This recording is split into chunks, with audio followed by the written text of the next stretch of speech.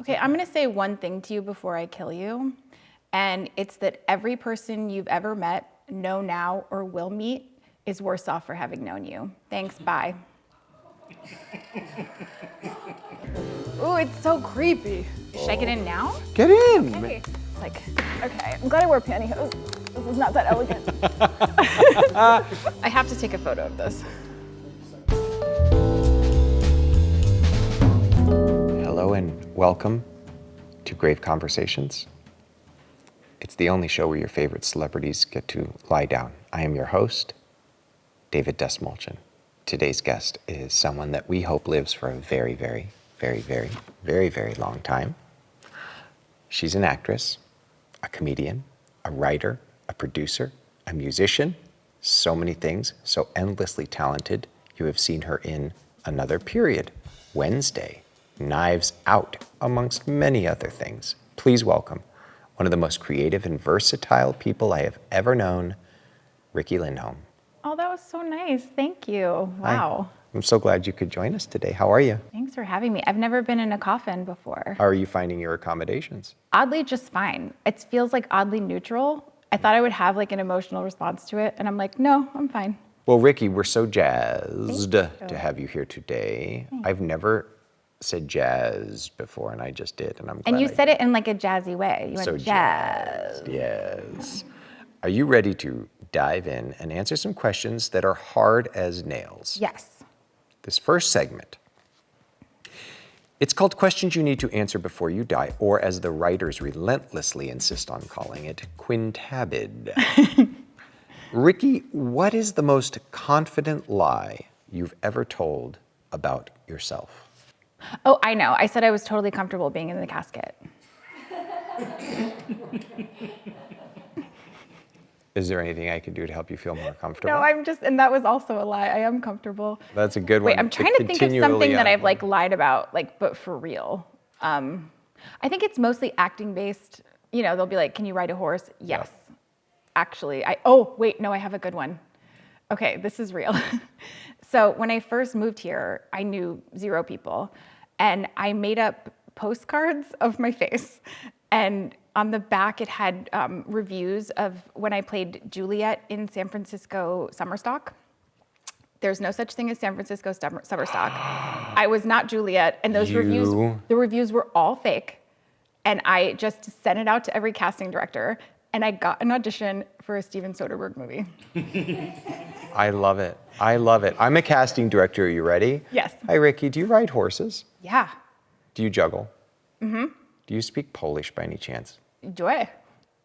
Oh, oh my God, I'm so impressed. I lied through my teeth to get in front of auditions, for sure. No problem. Yeah, it was easy. It was before the internet was like really that popular. Yeah, like we could go check it out and see. Yeah. Yeah, now you can't. When you order clothes online, do you feel like you need to wash them before you wear them first, or is it just like caution to the wind? Oh, caution to the wind. Yeah. But I will order multiple sizes and then return the size that doesn't fit. That's interesting. Yeah, I'm a speed returner. I force myself to do it all in one go. I know someone who's like that. I feel like they're constantly in a state of more returns than actual acquisitions. Same. Do you have that friend who refuses to text and instead leaves long-winded voice notes? Yes. Are you that friend? No. Okay. But I forget. So, you know when you know it's going to be long, and so you tell yourself, I'm going to listen to this later. I always forget to listen to his voice notes at all because I'm like, oh, I'll get to this later. Is it Steve Agee? No. Steve Agee does Marco Polo, though. Oh I don't know if you ever Marco Marco'd Polo. with Steve. I did that for like 2 weeks and then was like, this is too much responsibility. What's the social norm you follow, even though it makes no sense? Oh, it's going, bless you. Because people sneeze and then they expect it. And it's like somehow like rude of you. I don't like, why am I saying this? Like they'll sneeze and they'll look at you. You're gonna text me, and I'll text you, of course, when I think of things we could say in place of bless you. I mean, my favorite thing would be nothing. Because when someone coughs, you're not like, and a good day to you. You don't like comment, like it's so embarrassing. And when someone does it to me, I get tired sneezes where I'll sneeze like 40 times in a row if I'm tired. And someone who will do it over, they'll be like, bless you, bless you. bless you. I'm like, stop. And you feel rude, and people will make you feel rude if you don't do it. Yeah. And I'll be like, stop saying it to me, please. Now I feel like on the spot. The one that I hate though is when men let you off the elevator first. I'm like, who started that? Because I feel like that started in like 2013. Like, I'm like, all of a sudden men were like, and after you. And Like I'm holding the elevator, like, please, after you. It's you're first. And I'm like, wait, why did we start this? I don't want it. I'm gonna walk out first on the elevator. I ain't opening the door for nobody. Do it. Yeah, there you go. Except for myself. Yeah. Okay. Or if like it's someone with a broken arm. There you go. Yes. Someone that actually can't open a door. They may have no arms. What's something that you thought would change your life but barely registered? Having my own TV show. I thought, well, now like the offers are gonna roll in, and it was like incorrect. Do you know my first movie I ever did was $1 Million Baby, and it won the Oscar, and I thought that would also lead to things for me, and it did not. I think I get a lot of things put on me because I'm tall. Like when I was starting out and I had 3 jobs and no money, I think people would think I had money, and I'm like, I'm just tall. I find him to be a very calming presence. He feels like someone who's like very like wise and measured and interesting, and it felt like it was the same here. If your life had a Rotten Tomatoes score, what would it be? I'd say 85. I love movies at that like 80, Yeah. 81 to 83% level. Like it's like, that's really sweet spot. I feel really lucky, but then like not luckier than that. Like I feel like I've had so many amazing things in my life, and then so many things that are like, ooh, this was way harder than it had to be. Do you think that musical comedy lets you say things that regular comedy doesn't? Oh yeah. I love Garfunkel and Oates, by Thank the way. you. And many people do. It's a beloved thing that you do. Yeah. It was so freeing to do that, because you can like the stuff that we said is, I still am like, whoa, we really did that, because you just like put a cutesy tune under something and you can say whatever you want. Yeah. Nobody seemed to really mind. The only song we got tons of flack for was a silly song called Sports Go Sports, where a bunch of men were like, stop making fun of sports. Like, just like sports in general. I'm like, it's... Don't you know we open doors for you? Yeah, yeah, exactly. Same elevator men. They're the bless you men, the elevator men. Bless you. Yeah, just like, stop making fun of sports. Don't do it. Yeah. This is a new character for me.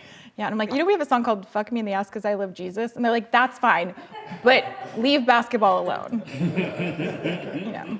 Hey, Riki, when you joined Wednesday, which is so awesome, did it feel strange stepping into like a massive franchise, also one that is so beloved and goes back into, all the way back to the comic strips to where it is now? Like, did that feel, was it strange? Do you know what's funny? None of us knew it was going to be massive. Like, people don't believe that, but we did not. Like, we shot it in Romania during COVID, and it was just so insular. It was so, like, it just felt like we were all just in the middle of nowhere doing this little show and being like, wonder if this is going to work. Like, we honestly couldn't tell. It was shooting in Romania was such a surreal experience.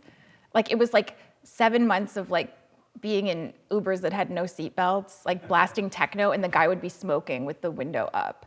And you're just like, where am I? What am I doing? And, hoping for the best, but we really didn't know. That sounds like its own adventure. I Yeah. like that. Oh my gosh, it was the greatest thing that ever happened. It was the greatest time of my life. You being a part of Knives Out, which is a movie all about secrets and hidden motives, do you think there's something about yourself that people consistently misread? Ooh, I think people, okay, I have a really weird theory, but I think I might be too tall to have a friend group. Do you know what I mean?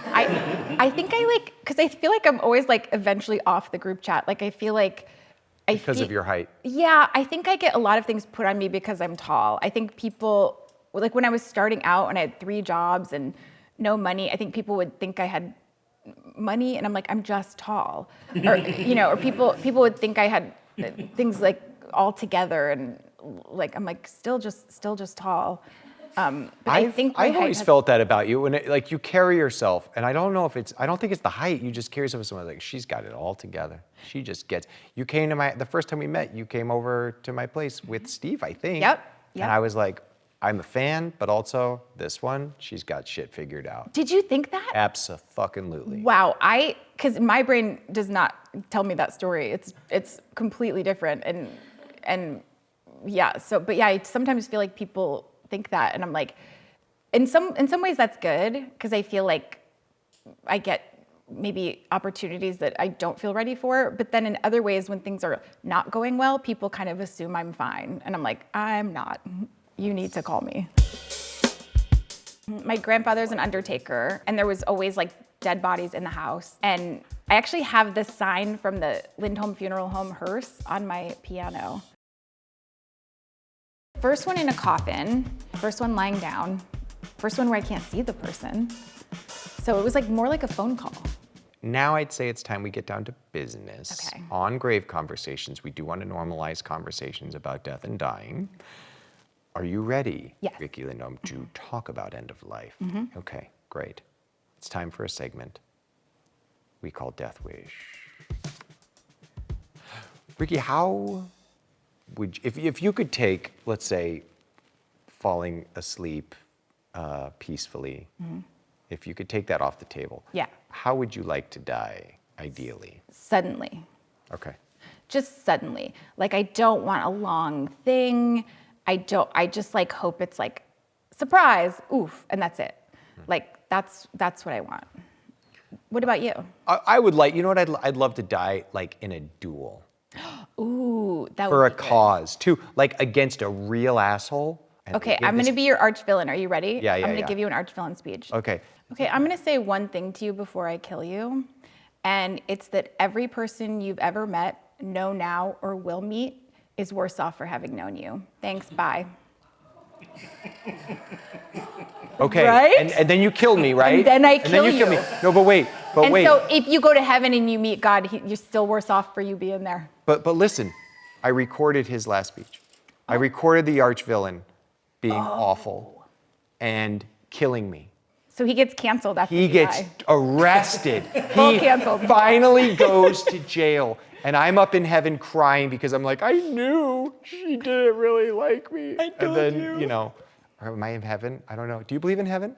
I don't know. Just kidding. I feel like, man, I just don't know. Okay. I like kind of know. You kind of know? No, I kind of don't. You kind of, oh, it's a kind of know? Yeah, it's kind of no. Sure. I feel like I'm just like, this is not a cop out. This is real. I feel like I'm just not smart enough to like even make a guess. I'm like, I don't understand how people think that they know stuff.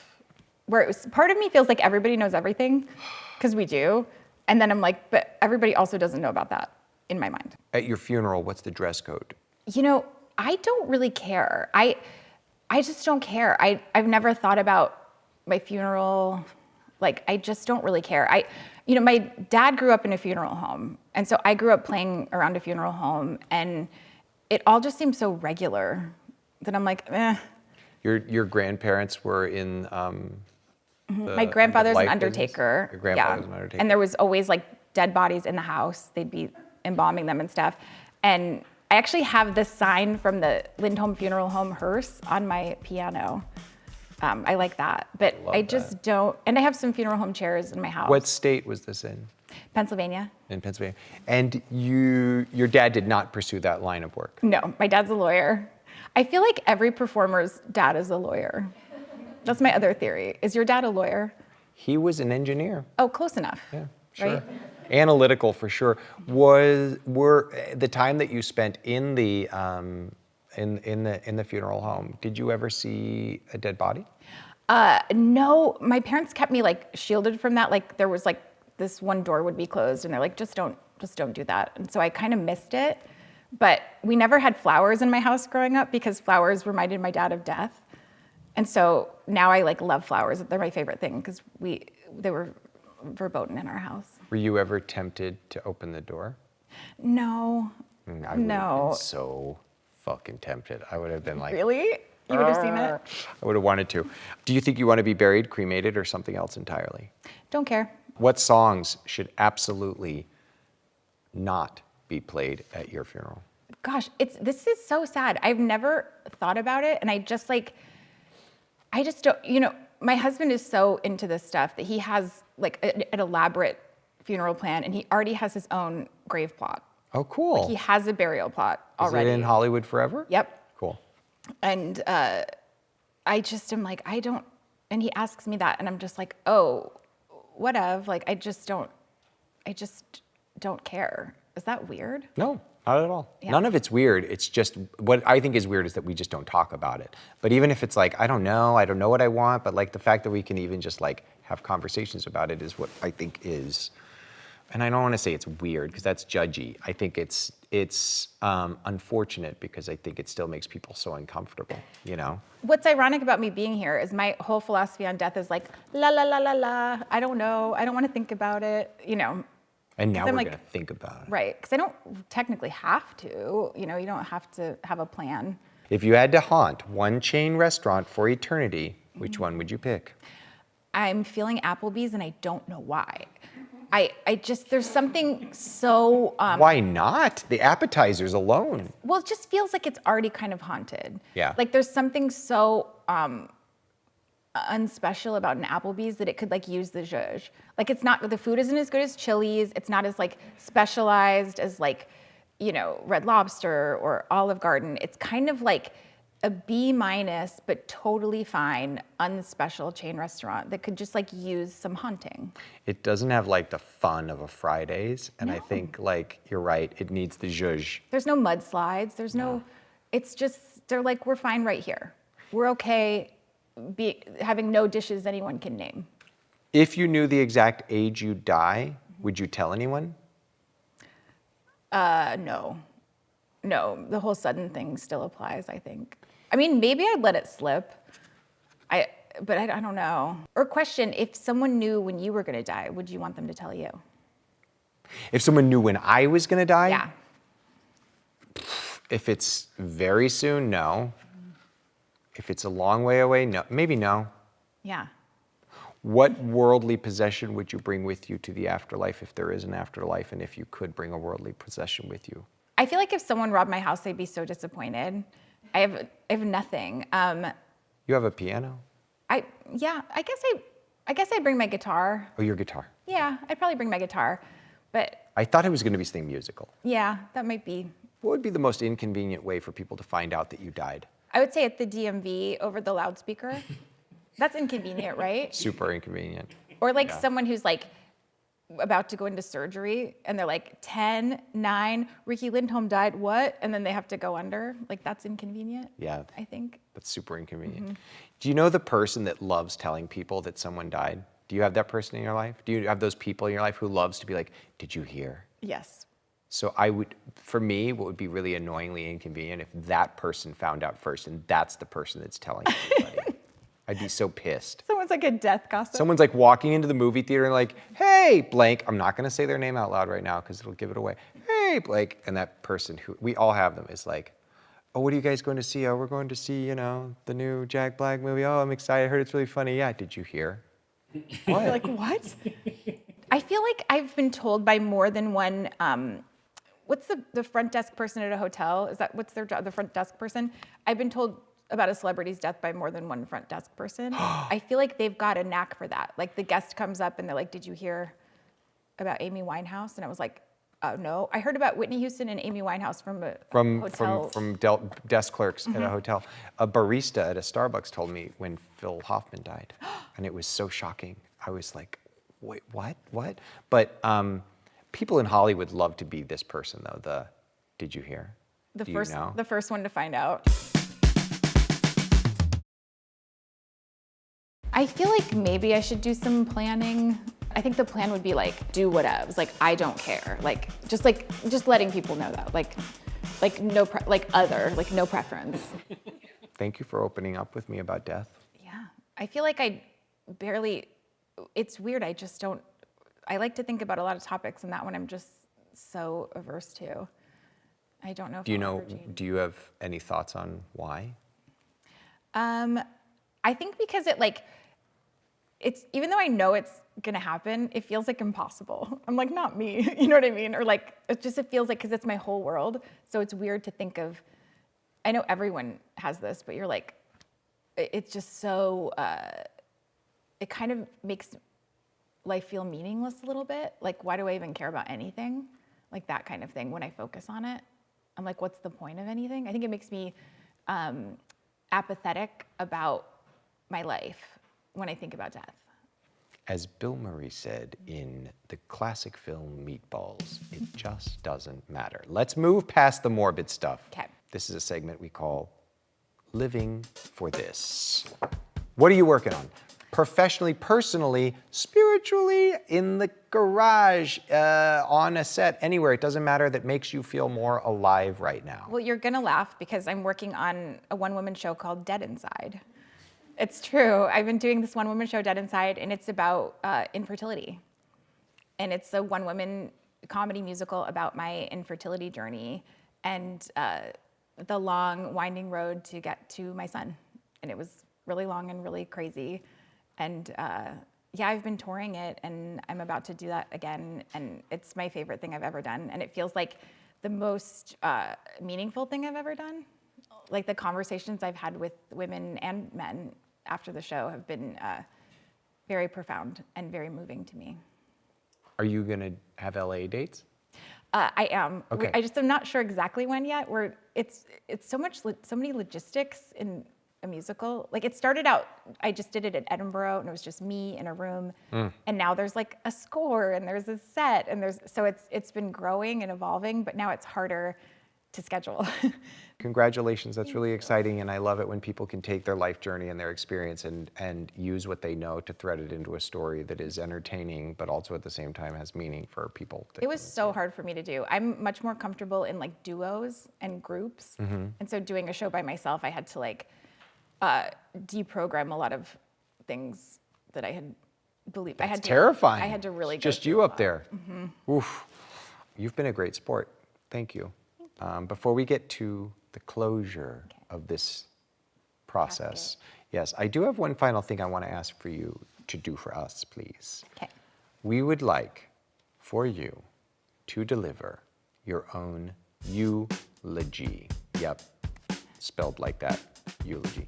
When I say die, Riki, you will have 60 seconds to give yourself your own YOU-logy. It can be serious, or it can be silly, or whatever you want it to be. Well, I have a question first.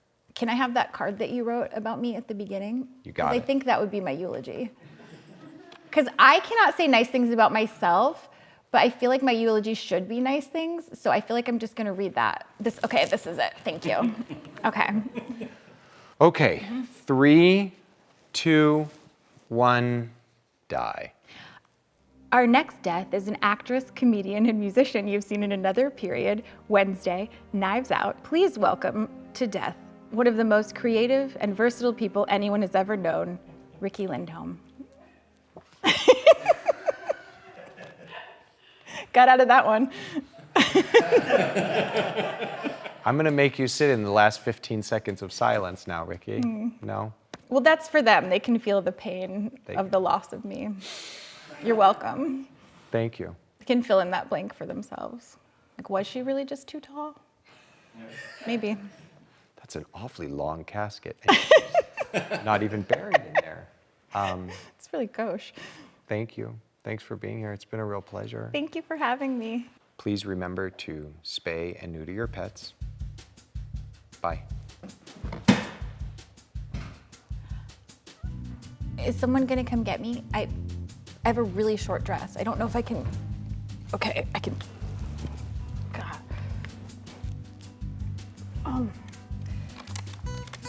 Okay, I hope someone blurs this.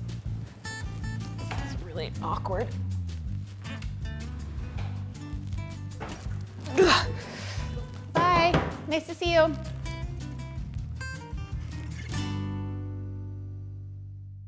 Would you say it was cathartic? Nope.